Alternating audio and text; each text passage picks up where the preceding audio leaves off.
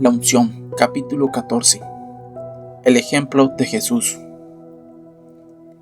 En mi iglesia constantemente les digo a mis feligreses, si quieres la unción, háblale a alguien de Cristo. A fin de cuentas, todos sabemos que estamos luchando contra Satanás por las almas de las personas. Y para luchar contra Satanás necesitamos la unción. Estoy convencido de que si alguna persona o alguna iglesia deja de servir, deja esencialmente de hablarle a la gente de Cristo, la unción los dejará.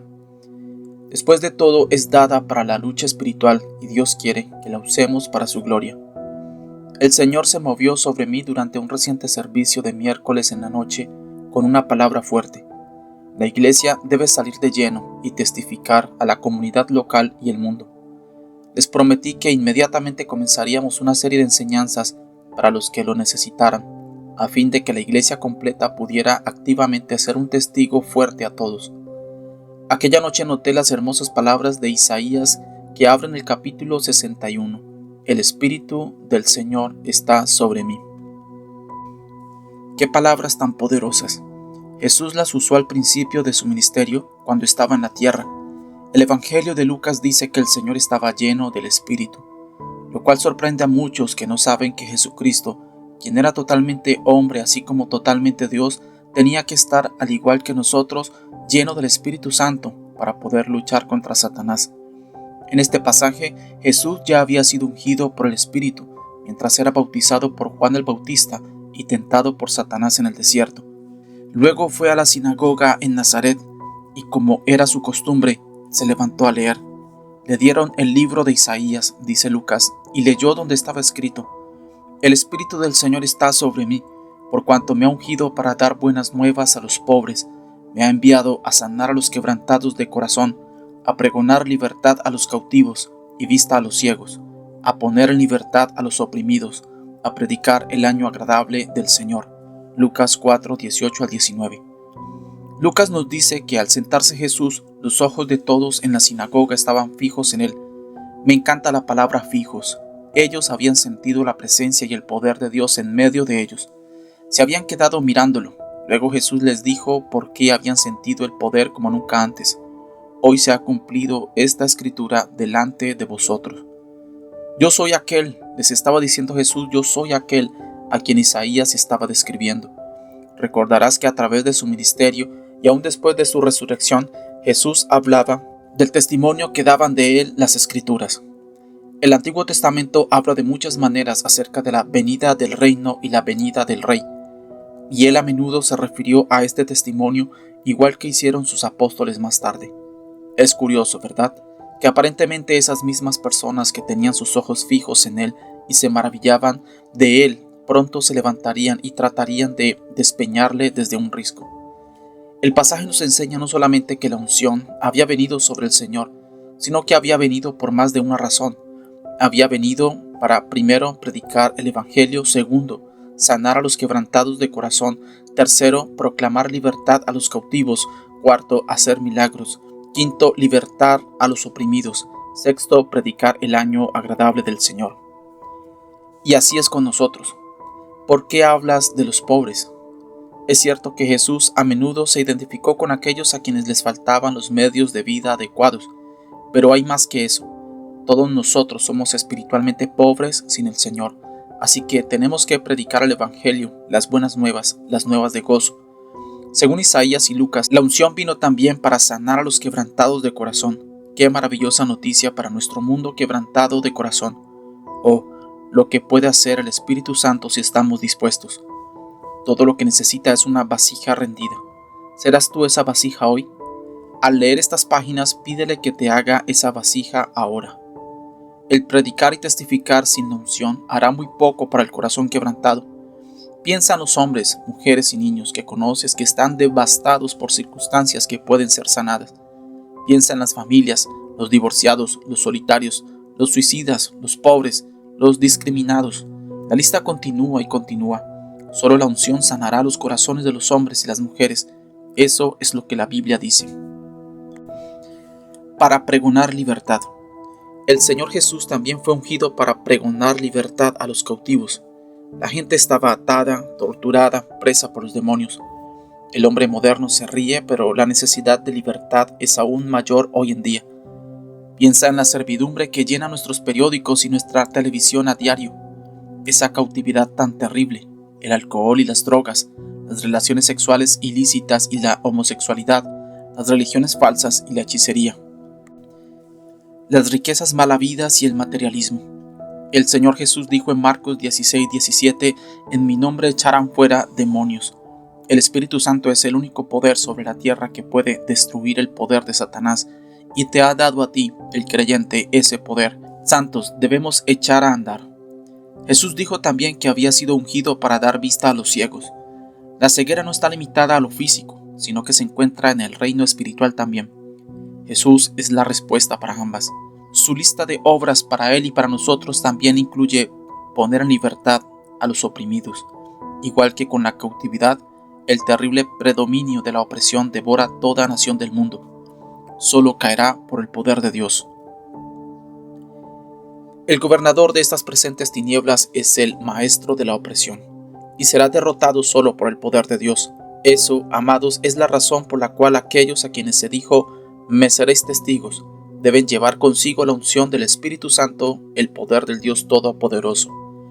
La última de las obras que citó Jesús como suyas, pero ciertamente no la menor, fue predicar el año agradable del Señor.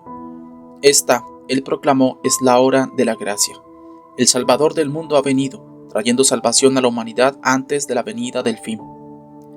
Los tiempos venideros. La Biblia habla mucho acerca de la venida del fin para nuestros propósitos. Quiero compartir algunas de las cosas que me mostró el Espíritu Santo que serán cumplidas para los creyentes según se acerca esta hora.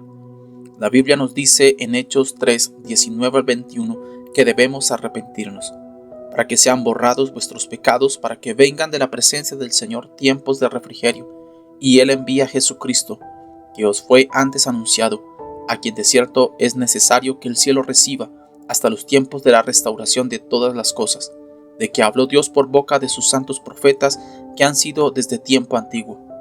El Espíritu Santo a través de Pedro dijo que todo lo que había sido prometido, todo lo que los profetas habían declarado se cumpliría antes del regreso de Jesucristo a la tierra.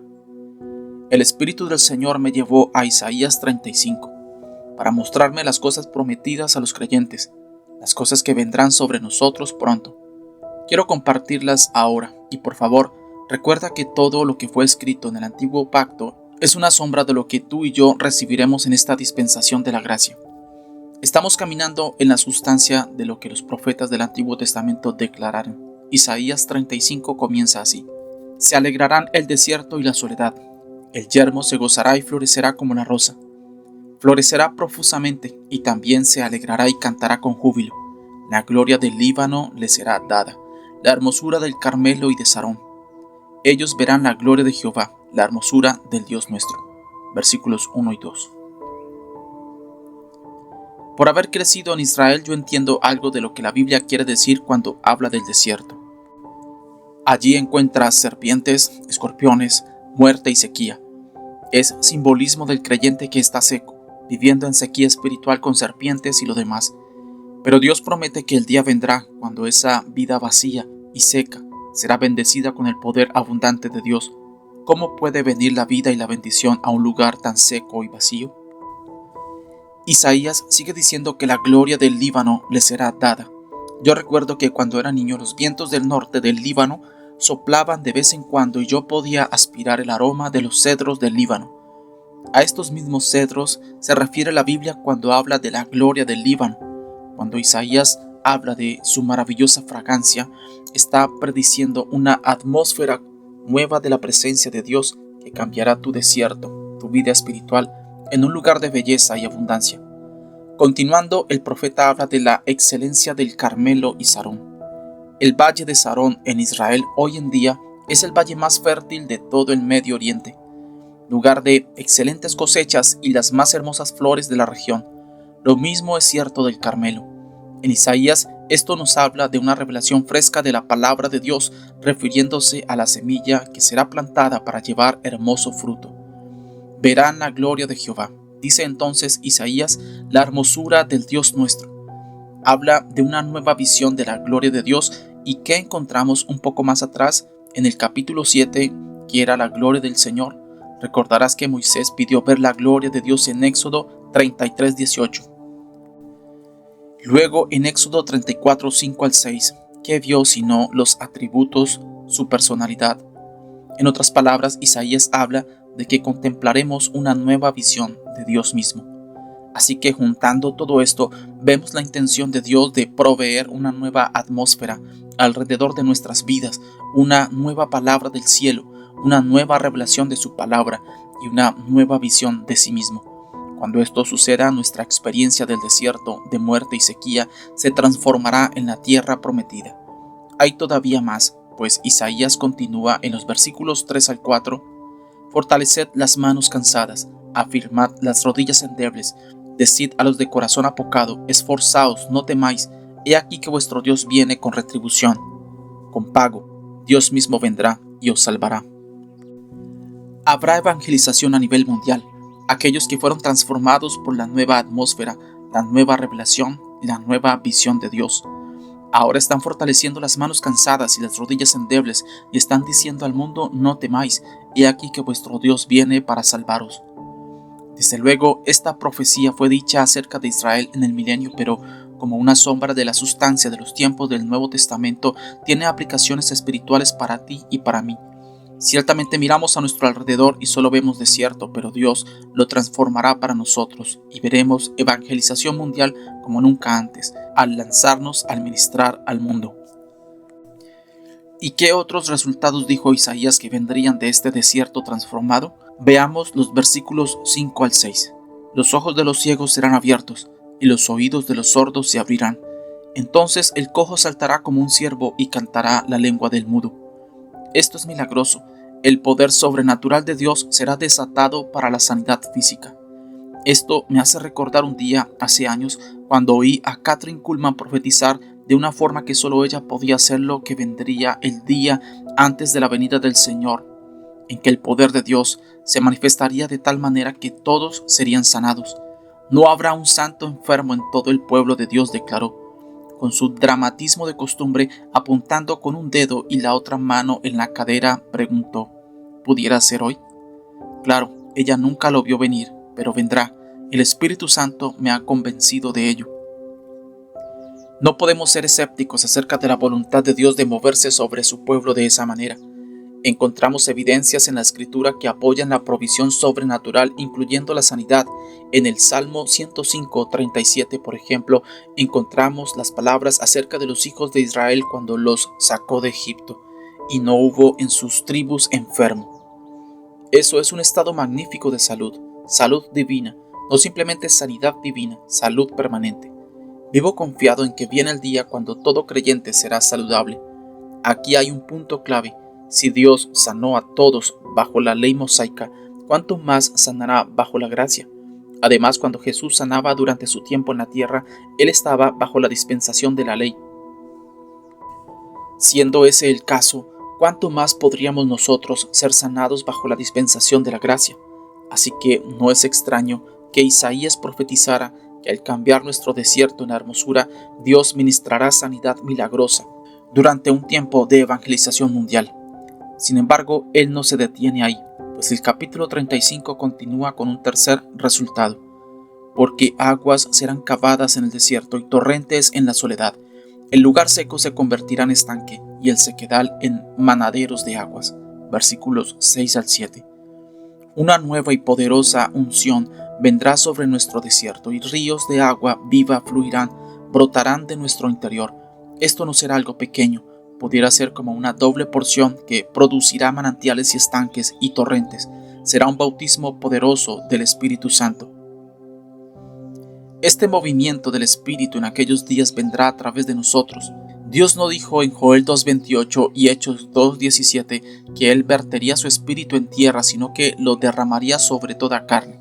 Él nos usará a nosotros. Un cuarto resultado de esta transformación nos es dado por Isaías de esta manera. En la morada de chacales o dragones, dice una versión, en su guarida será lugar de cañas y juncos. Isaías 35:7. Dios librará a su pueblo de toda influencia demoníaca. Los dragones o chacales los demonios, se han echado sobre la hierba y la han destruido, pero será restaurada cuando se les eche fuera. La fe y la sanidad vendrán al cuerpo de Cristo, como dicen estas palabras. Y habrá allí calzada y camino, y será llamado camino de santidad. No pasará inmundo por él, sino que él mismo estará con ellos. El que anduviere en ese camino, por torpe que sea, no se extraviará. Capítulo 35, versículo 8 de Isaías. La santidad será tan grande que estabilizará aún a los inestables. Estos dejarán de estar brincando de una cosa a la otra.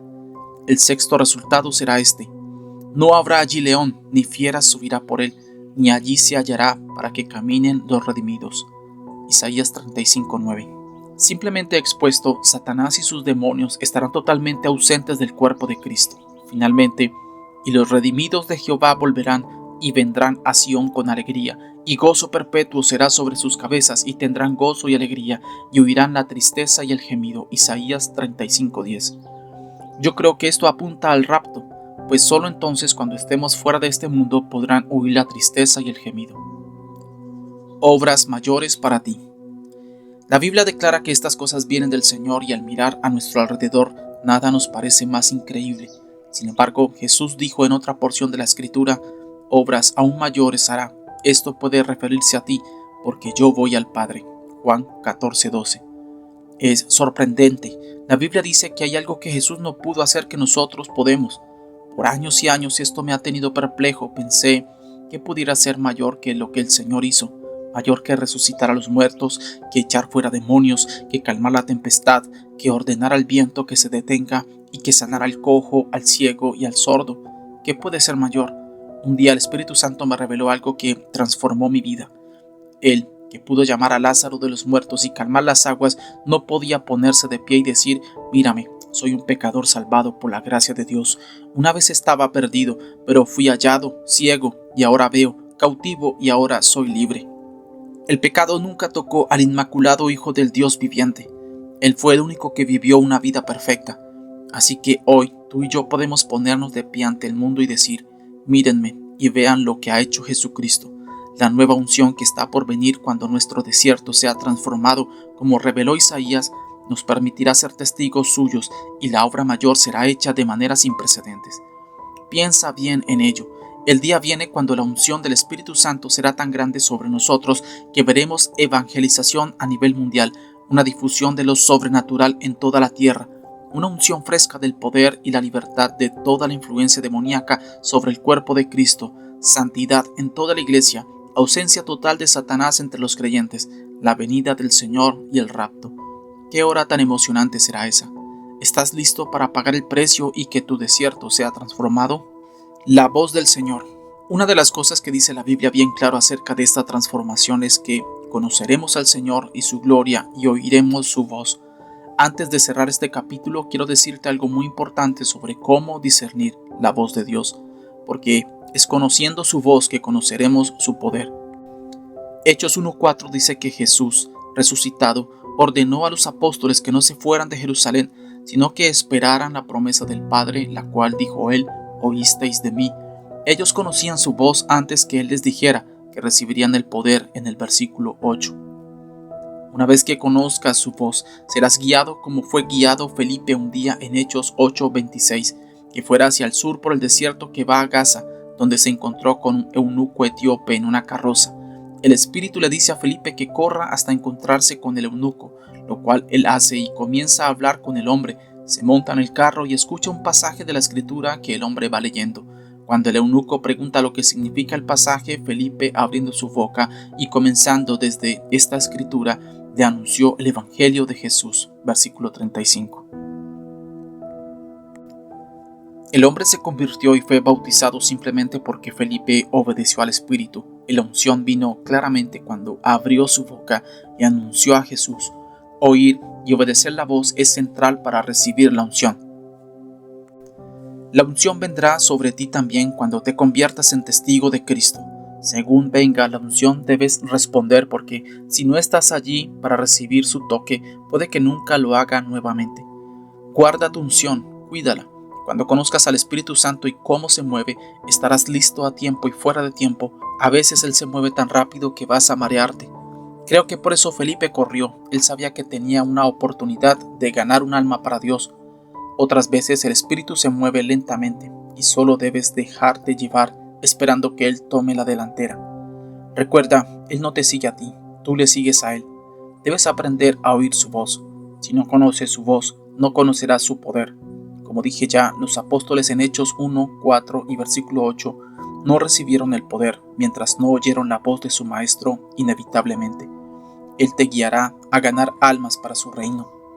Mi querido amigo, en Juan capítulo 10 versículo 3 al 4, Jesús dice muy claramente que Él nos llama por nombre. ¿Oyes tú su voz? Jesús dice que sus ovejas le siguen porque conocen su voz. En Juan 10:27, Jesús repite este importante mensaje a todos los creyentes.